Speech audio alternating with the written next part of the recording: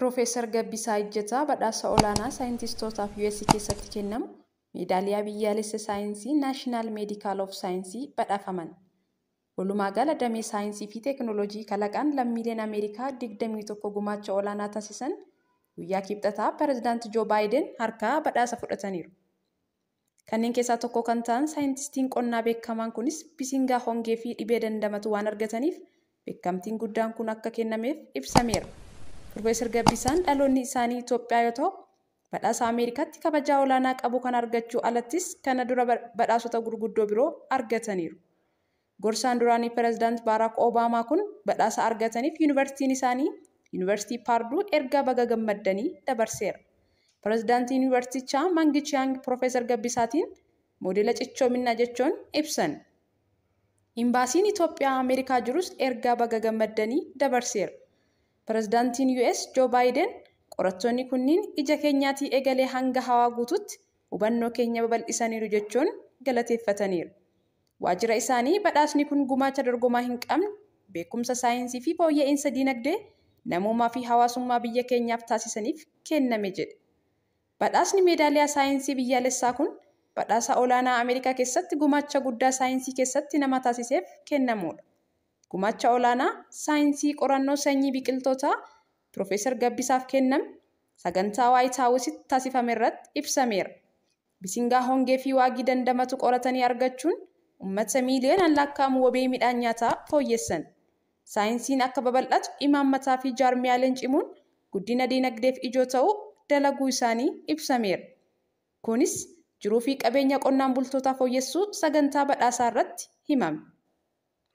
Badhaasni kun bara 1959 Koongireesii US'n kan hundaa'ee fi Faawundeeshinii Saayinsii Biyyaalessa US'tiin hoogganamudha.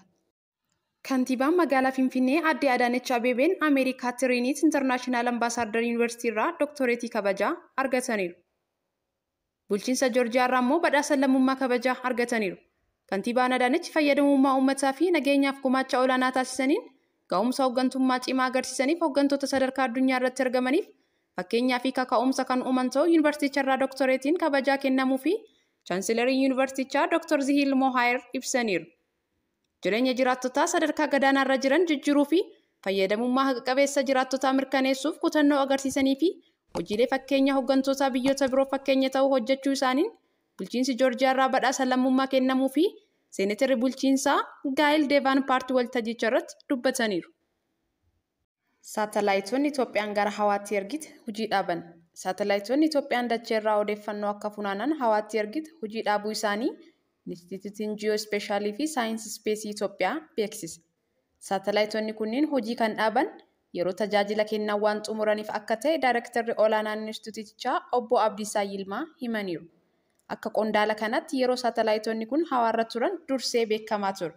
Itoophiyaan seenaa keessatti yeroo jalqabaaf saatalaayitii Itoophiyaan Remote Sensing Satellite 01 jedhamuu fi 70 kiiloogiraama ulfaatu akka lakkoofsa Itoophiyaatti muddee 10 bara 2012 Chaayinaatti furguggaaste. Saatalaayitiin kun qonna albuuda eegumsa naannoo, eegumsa haala qilleensaa fi qorannoo teessuma lafaaf odeeffannoo kennaa akka turetti ibsameera. Mariin gamsadee marsaa sadaffaa dhimma hidha haaromsa Itoophiyaa irratti Kaayirootti gaggeeffamaa ture xumurame. Mariin marsaa sadaffaa biyyoota sadii dhimma hidha haaromsaa irratti Kaayirootti gaggeessaa turan xumuramuun ibsame. Ameerikaatti ambaasaaddara Itoophiyaa fi dursaa garee Itoophiyaa kan ta'an ambaasaaddar Sirashii Baqqalee mariin taasifame fooyya'insa muraasaa kan irratti mul'ate ta'uu ibsaniiru. Adeemsi marii biyyoota Itoophiyaa, Suudaanii fi Masrii gidduutti taasifamu kun kan itti fufuu ta'uu fi mariin marsaa arfaffaatti baatii muddee dhufu Finfinneetti akka gaggeeffamu ministeerri dhimma alaa Itoophiyaa ibsa baaseen beeksiseera. Naannoo Oromiyaatti namoonni rakkoo keessa jiran gargaarsa hatattamaa kan barbaadan ta'uu dhaabbileen tola ooltummaa ibsan. Akka Biiroo Fayyaa Oromiyaa wabeeffachuun FMB'n ibsetti naannoo Oromiyaatti godinaalee 16 magaalota 7 fi aanaawwan 117 keessa bara 2023 keessa weerarri busaa mudachuu gabaaseera. Akka bu'uura argannoo qorannoo CDCB'tti uummanni gara miiliyoona 1.3tti dhiyaatu naannoo Oromiyaa keessaa buqqa'eera.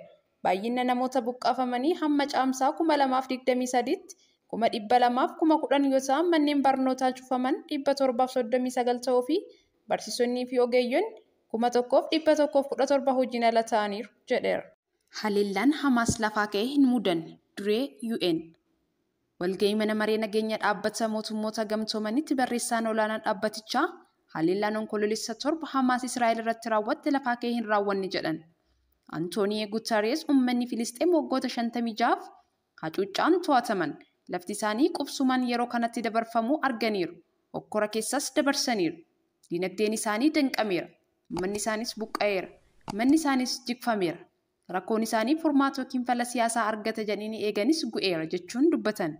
Dabaluunis mufiin uummanni Filisxeem garuu haleellaa Hamaas raawwate sirrii hin jechisiisu. Haleellaan rifaasisaan kunis uummata Filisxeem walumatti miidhuun sirrii hin taasisu jedhan.